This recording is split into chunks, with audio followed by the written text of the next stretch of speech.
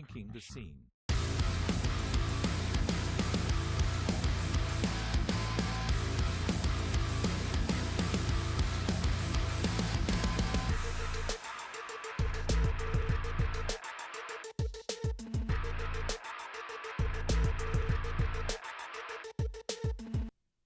Yo, what the fuck is up, Warped Tour? The State of the Scene at SOTS Podcast on all social media. Sam here with Marcos. What's good? Welcome to a brand new episode of Ranking the Scene, where we bring 3 new albums to the ever-growing tier list every single week and rank them against every album that came before and every album that's going to come after. Until there are hundreds of millions of thousands. Hundreds of millions of thousands. To figure out what the best album in the whole scene is of all time ever, period. And the worst, which is more unfortunate, but still exciting. Every single album that we bring to you this week was suggested by a patron. Marcus, this week's theme was albums that either saved or ruined your life, or potentially both. And I'm not going to tell people which one the album was submitted under. I just want you to know that in the back of your head. Interesting. So potentially all 3 of these could be in one category only, even. That's correct. That's entirely possible. Or both categories. Or both. Or, of course, mix. I guess. This week we have Dark Divine by Like Moths To Flames. This Place Will Become Your Tomb by Sleep Token. And California by BLINK-182. If you want to suggest an album to be on Ranking the Scene, you can join patreon.com/SOTS podcast. Link for that in the description of this episode. Now, while ultimately spoiling the current tier list is not the end of the world, I will give you this 1 second to consider, if you do not want to know where every album has landed up until this point, that you can go back and watch all of our old episodes right here on this very YouTube channel.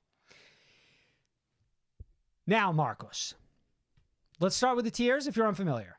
At the very top, GOAT. Followed by Masterpiece. Certified Hood Classic, That Bitch, Just Okay, Pretty Mid, Fucking awful. and A Crime to Humanity. As you can see, currently, the best album that we've listened to is Sempiternal by Bring Me the Horizon. And the very worst is Father of All by Green Day. Marcus, let's figure out where Dark Divine by Like Moths To Flames lands. This was released in 2017 on Rise Records, and Genius provides absolutely zero more information on top of that. Their 4th studio album, I believe. That's 100% correct, yes. And this was, is it fair to say this was Like Moths To Flames exploring a slightly softer side? Yeah, Like slightly, ever so slightly? I almost like vividly recall the single Nowhere Left to Sink dropping and thinking to myself like, oh, this is a completely different direction. You revisit it all these years later now, and like it still sounds like a Moths song, but yeah, it doesn't feel as dramatic, but maybe compared to the album that came before it feels a little, and the one before that, it feels a little bit more dramatic. But it certainly was in line with what a lot of other bands were doing at the time.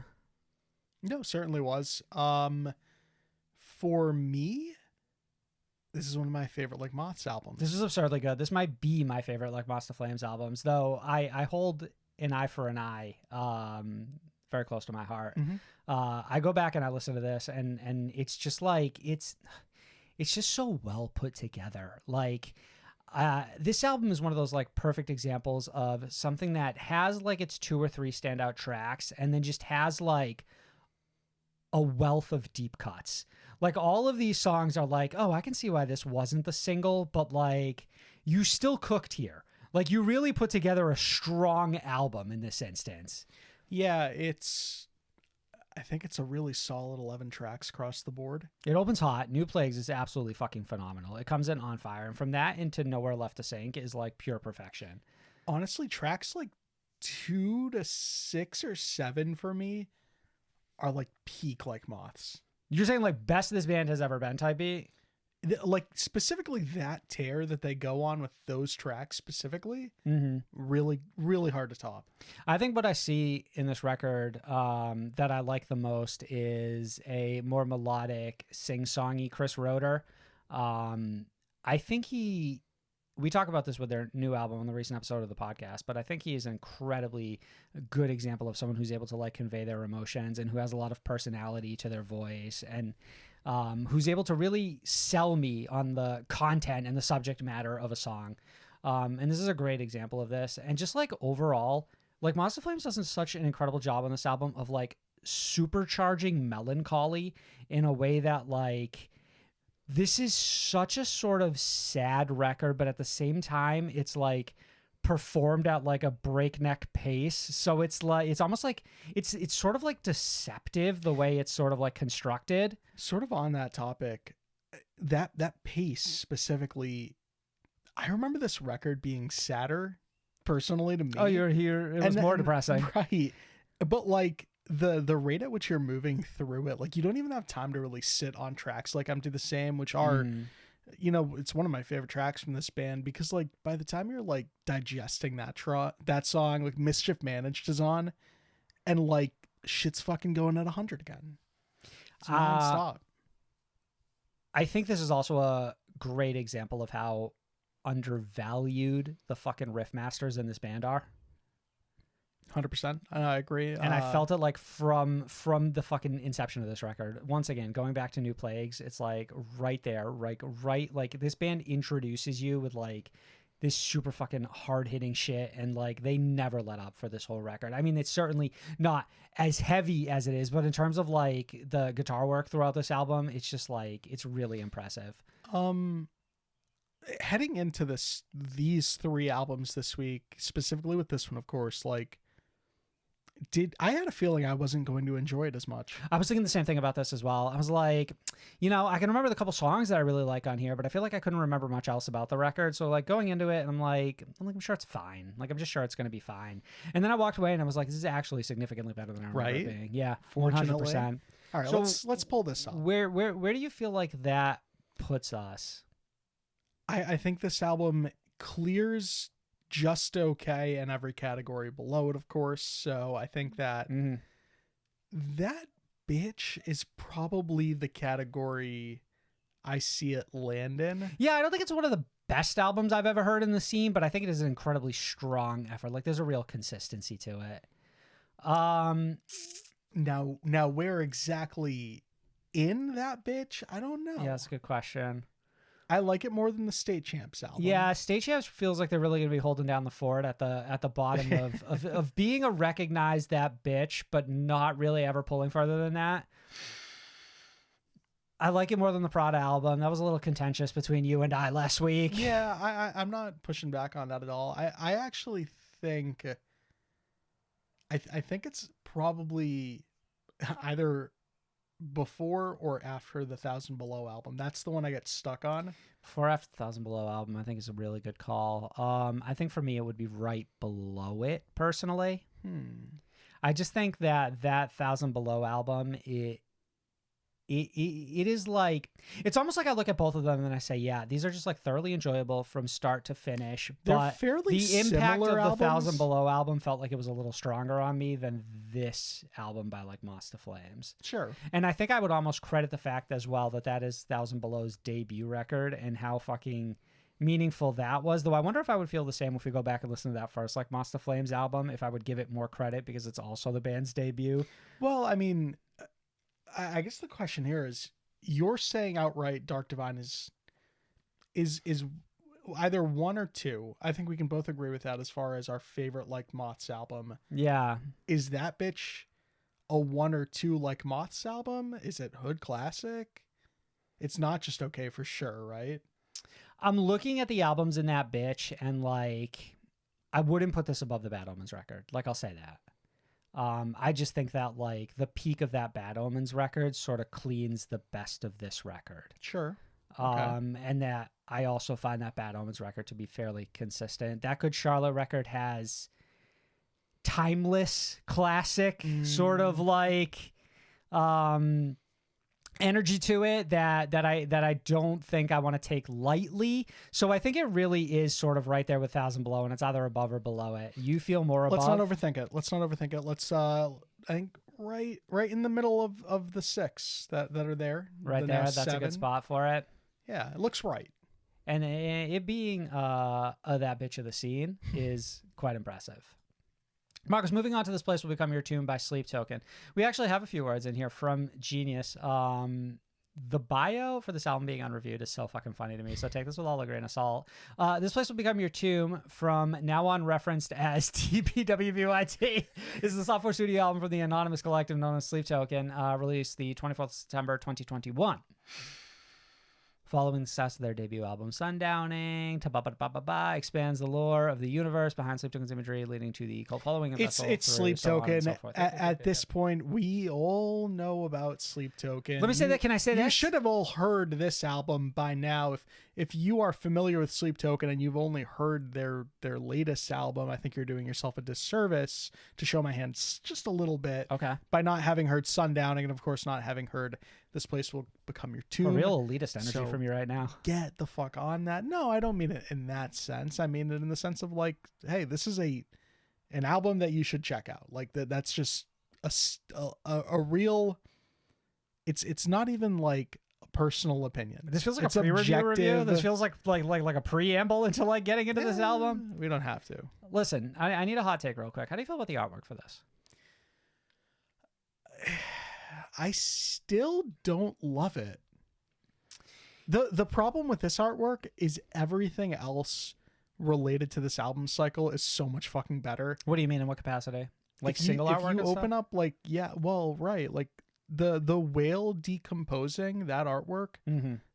And I'm pretty sure it was done by the individual who did the artwork for like all of their recent like tour posters and like that Holding Absence Castle show, like that artist. Okay. So like it just fucking pops so much better than like this. This does feel weirdly iconic to me though, whether it's great artwork or not, it does feel memorable. It's like that shade of blue specifically. Yeah.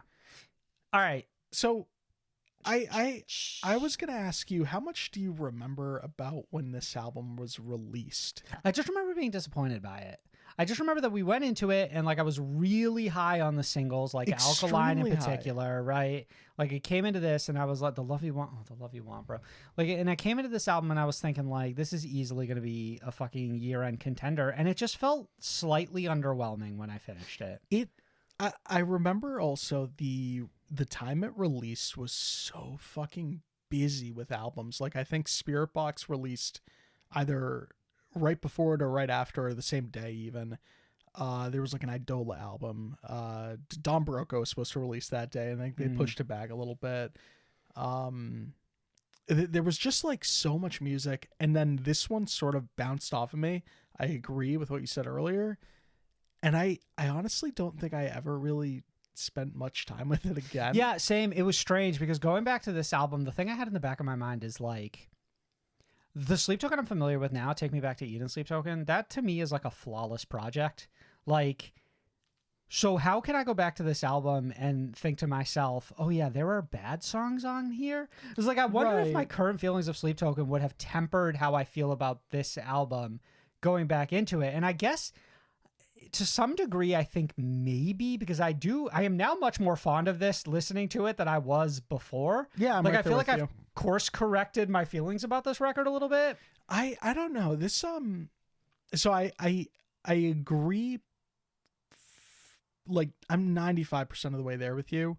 This album has like a critical miss right at the top for me. Could you want to wait in what? In Atlantic. Holy shit. Really? I don't like the energy that this. I fucking love Atlantic. I don't like the energy. Like by the time that song is over, it's fine, but it feels like such a long drag to get going. Interesting. And it's not because like I don't like the 30-second bit at the piano. Like I think that like that bit at the top, like I really enjoy that and I like getting into it. But like I didn't want that song specifically at the top of the album. And I remember when I first listened to it, hating Atlantic at the top, hating its placement. And then again on repeated listens heading into this recording today, feeling the same way, and I cannot shake it. I felt the same way about Telomeris, I think is how you pronounce it, towards the end. Okay. I've changed my mind on that. Like I think that once I'm over that hump in Atlantic, that everything else really goes down fairly smoothly. Okay, so I'll push back with this. I think Atlantic is gorgeous, an incredible way to start the album.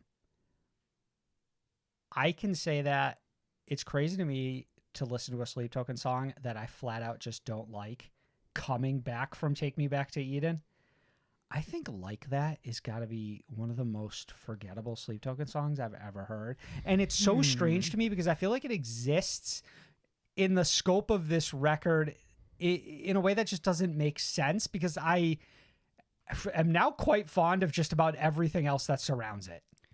It's interesting. It's sandwiched between two favorites in mine and The Love You Want. Mm-hmm. And it also tries some things as far as like production on the vocals, and I sort of like the idea, but as far as execution, it just falls flat ultimately. It's just like never fully like comes together for me in the end. But that for me is really the only mark, and it's a strong one. Like I just flat out like do not connect with that song in any capacity, and everything else on this record pretty much works for me. Fall for Me, great. Fall for Me is great. I'm hit or miss with that song. Someday I like it, other days I don't. I don't know why. It's just one of those tracks for me. It's interesting because it's almost like it feels like this record is a little bit of a workshop before we got it all right with Take Me Back to Eden. Does that feel fair to say? This one's got a lot more ideas than I remember it having.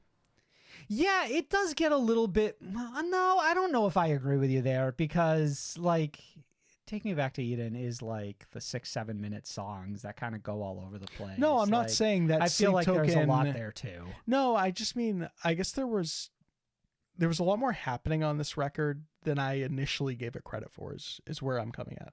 Okay, that's fair. Yeah, that's fair. But then again, my memory of it was like so shallow. I agree. So what's your top 5 on this? You're not going to believe it, but Atlantic, Fuck off. The Love You Want and Alkaline are easy. Yeah, I can't for me. see an excuse not to put those tracks up there. If I had to add into that, I would probably say Mine as well. I think that's very strong. And then probably Hypnosis. Honestly, I think the beginning of this album is like peak for me. And that isn't to say that I don't think the back half is poor. I think it's solid. I just feel like it comes out on its strongest foot and like peaks with Alkaline. I mean, I agree with the middle three in tracks like Mine, The Love You Want, Alkaline. I think 2 of its strongest tracks are Buried. Distraction's got one hell of a fucking chorus that fucking stays with you. Mm. And then High Water it just shines for me. So I feel like our general consensus is that this is like a nearly flawless album, except in the instances where it is completely flawed. It's either perfect or completely imperfect. It's I'll also it's a little add bit of a roller coaster ride. Then I like Missing Limbs as a track. It's another one with I've got a slight placement issue with, where I think it just sort of ends the album on a boring note. Because like the song itself ends on a boring note is what I mean. Mm-hmm. Okay. So like it's these key placements that really keep me from thinking that it's, a GOAT or even a masterpiece. All right, we'll hold on. I also feel like it's not those things, and I also feel like it's not a certified hood classic. Okay.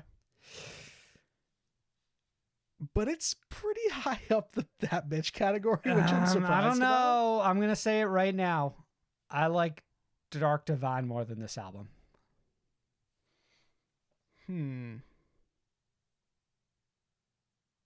It's got less misses. Talk me through it.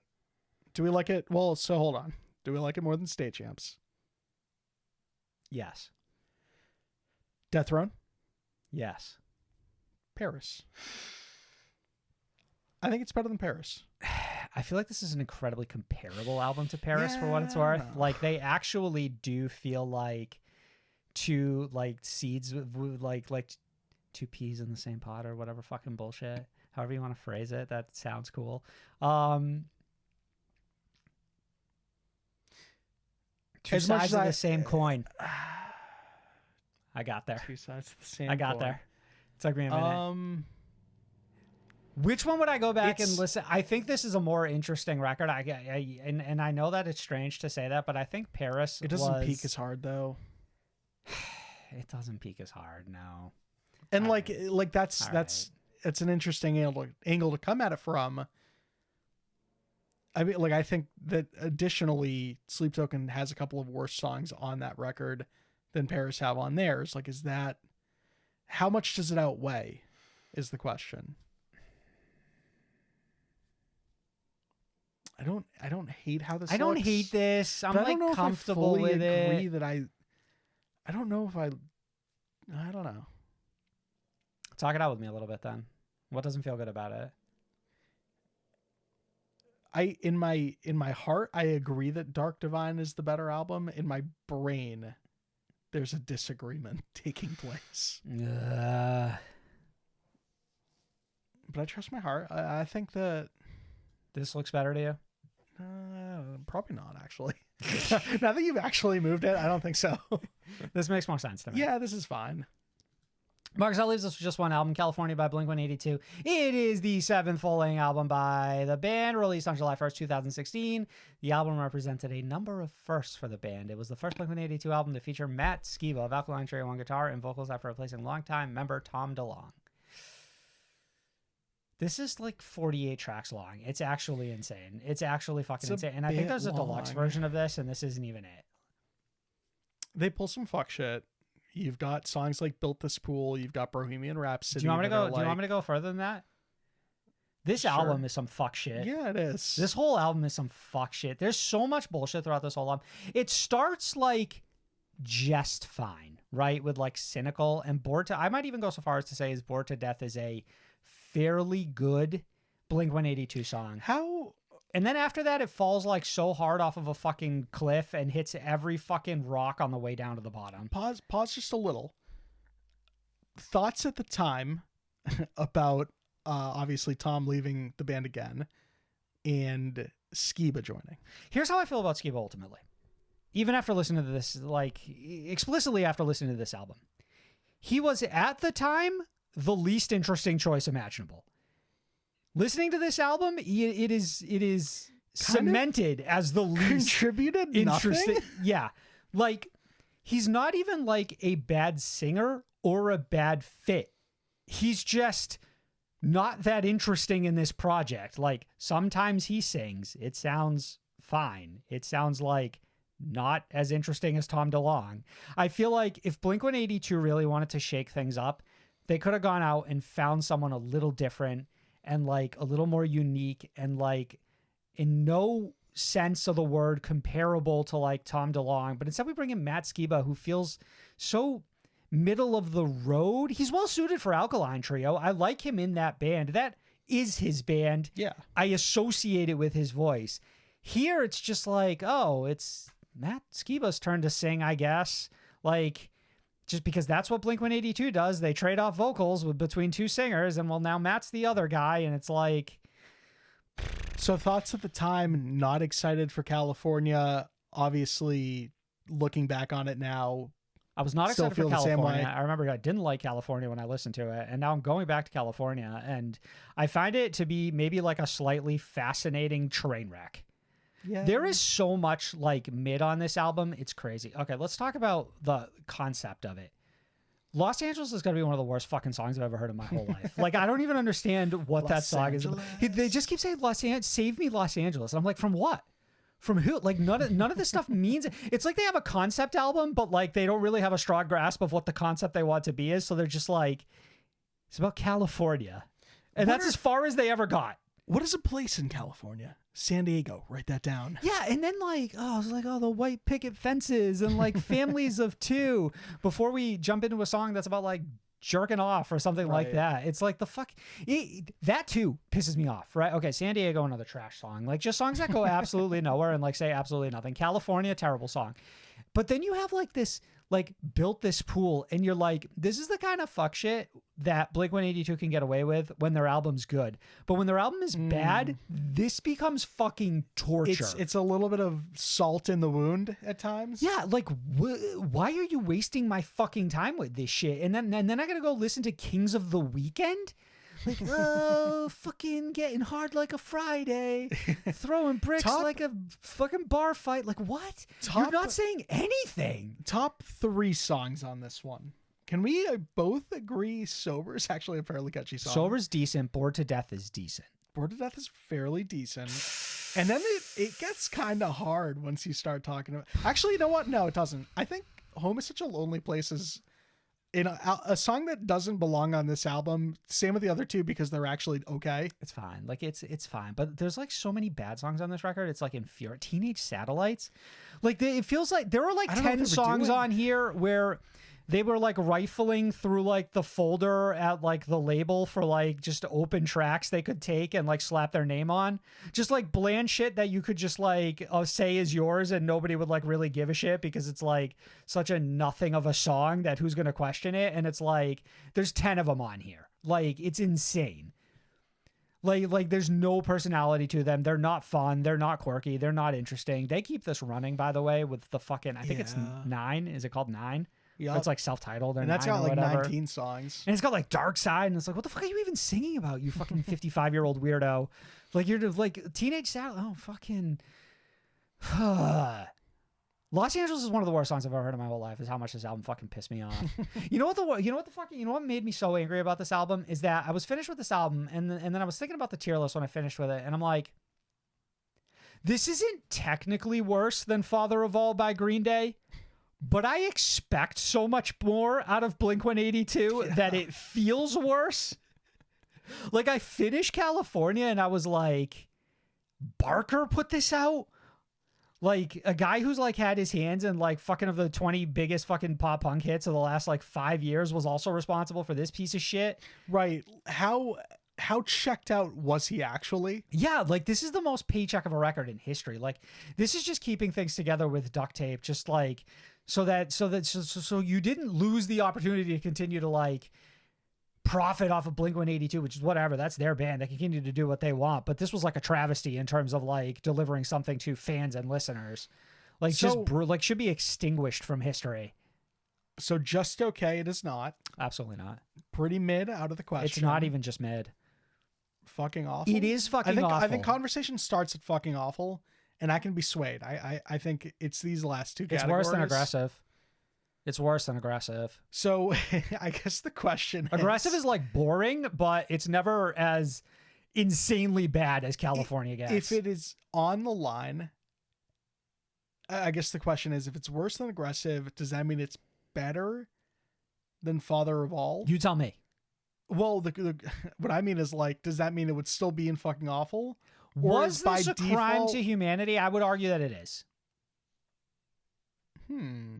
I would argue that what this album, I feel like the only question of whether this is a crime to humanity is if you want to separate it between this and 9, which I believe is arguably a worse album. I think that's where I come in at. I think this record's fucking awful. Because you know there's a worse day than aggressive. But so the difference with an album like this one and Father of All is that I know I will never listen to a song on Father of All ever again. Fair. And there's a couple tracks on here that I enjoyed. That's it's the sad truth. You're right. Okay. You're right.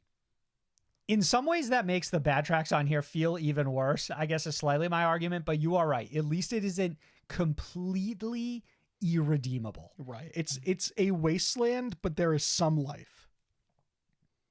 That's been another Ranking the Scene. Once again, if you want to submit an album, patreon.com/SOTS podcast.